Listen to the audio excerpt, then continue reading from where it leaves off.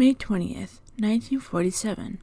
In Severn Falls, Ontario, a small honeymoon cottage burned to the ground. When the fire was over, the groom was found disoriented and injured. Their close friend had rushed in and pulled him out, but the bride, just 8 days into her marriage, was discovered hours later, face down in 9 inches of water.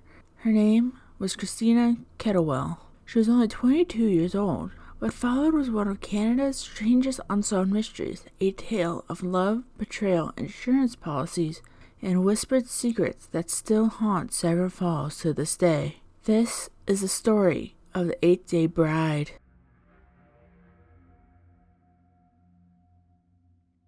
Christina Makon was born in 1925, the daughter of Polish immigrants living in Mimico, Ontario. She was described as bright, capable, and steady. At 22, she worked as a bank clerk. By all accounts, she was practical and reliable, but also romantic, with hopes of love and a family of her own. For 30 years, she had been involved with John Ray Kettlewell, known as Jack, a 26-year-old war veteran who had served in the Canadian Dental Corps during World War II. Jack wasn't particularly ambitious. He came from a respectable family, but he wasn't considered a strong match for Christina. Her father, a devout Catholic, initially disapproved of the relationship. He worried about Jack's stability, and he worried even more about the company Jack kept.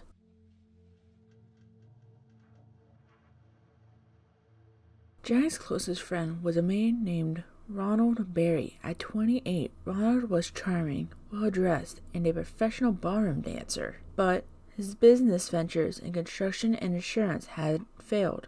He was consistently short of money, yet somehow always intertwined in Jack's affairs. The two were inseparable. In fact, Christina's family found it unsettling how much time Jack and Ronald spent together. Christina's sister later admitted the family suspected Ronald might even be in love with her or with Jack. Whatever the truth, Ronald had always been present. He was always there during Jack's and Christina's courtship. He was there when they secretly eloped on May 12, 1947, and bizarrely, he would be right beside them on their honeymoon.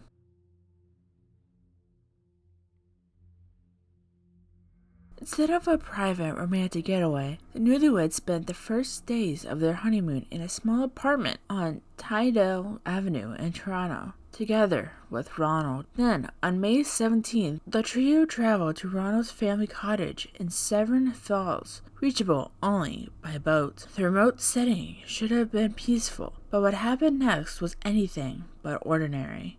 Neighbors later recalled Christina seeming distressed. At times, she was seen weeping or dazed, slipping into crying fits without explanation. Other times, she had intense emotional conversations with Ronald. She reportedly asked him whether Jack truly loved her, suggesting deep insecurity or mistrust in her marriage. By May 20th, something had gone terribly wrong.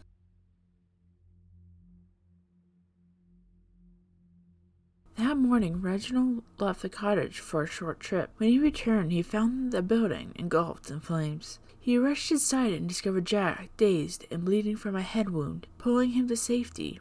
Ronald then searched desperately for Christina, but she was nowhere inside. The cottage burned to the ground in less than an hour. Later that evening, Christina's body was found just 150 feet away, face down in 9 inches of water on the riverbank. She was still in her floral pajamas. There were no burns, no signs of violence. The autopsy revealed only 2 things: traces of codeine in her stomach, and drowning as the official cause of death. Her wedding ring was missing, and the questions had only begun.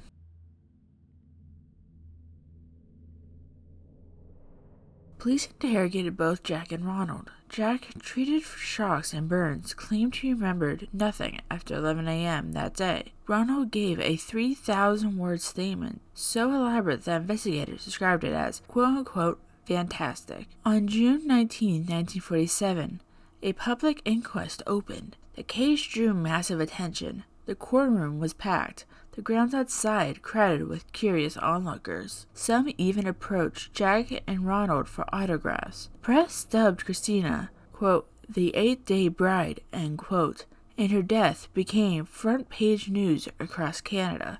The inquest wasn't a murder trial. Its purpose was to determine whether Christina's death involved foul play, but in the process, dark secrets and disturbing details came into light.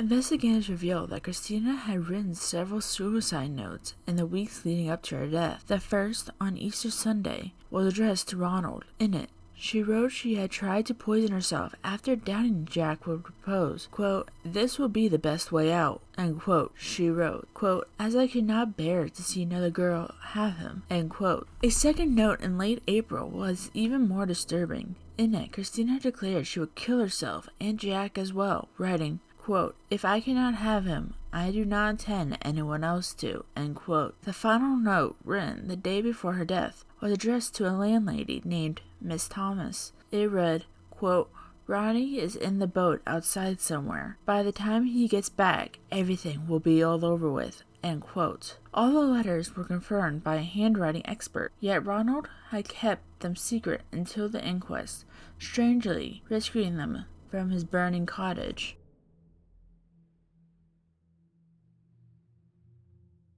The inquest revealed something even stranger: life insurance. Before the marriage, Jack had taken out 2 policies, each worth $5,000 on himself and Christina, with a double indemnity clause that paid double in accidental deaths. The beneficiary, Ronald Berry. Ronald had also insured his cottage for $5,000, naming Jack as the beneficiary, and Jack, for reasons never explained, had given Ronald his war gratuity and even cut his own family out of his will. The missing wedding ring added another layer to the mystery. Some reports claimed Ronald purchased it. Others said Jack borrowed it.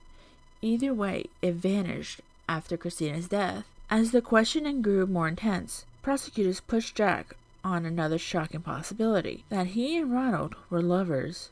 Under pressure, Jack eventually admitted the suggestion might be true. The Crown Counsel declared the case a, quote, "fantastic triangle of twisted and enthralled emotions," end quote.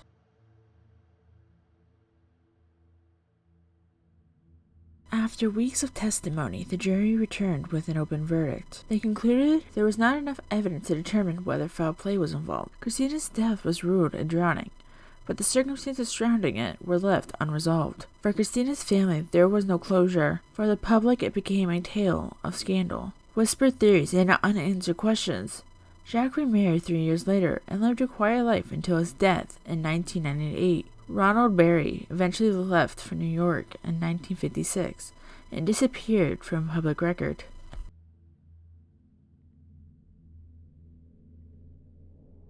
Today, locals in Severn Falls still tell the story of the 8-day bride. Some believe Christina's ghost lingers near the site of the old cottage, where a new red-roofed house now stands. Others see it as a cautionary tale of betrayal, secrecy, and greed. Was Christina driven to suicide by despair and mistrust? Was she the victim of a deadly scheme between her husband and his best friend? Or was it all a tragic accident, amplified by secrecy and suspicion? 17 years later, the truth remains buried beneath the ashes of a burned cottage in the waters of the Severn River. Christina Catterwell's life ended just 8 days after her marriage. In those brief days, a love triangle, hidden secrets, and unanswered questions unraveled into one of Canada's most enduring mysteries. Her story remains a haunting reminder. Sometimes the most shocking mysteries are not found in dark alleys or lonely roads, but in the places meant to be safest of all.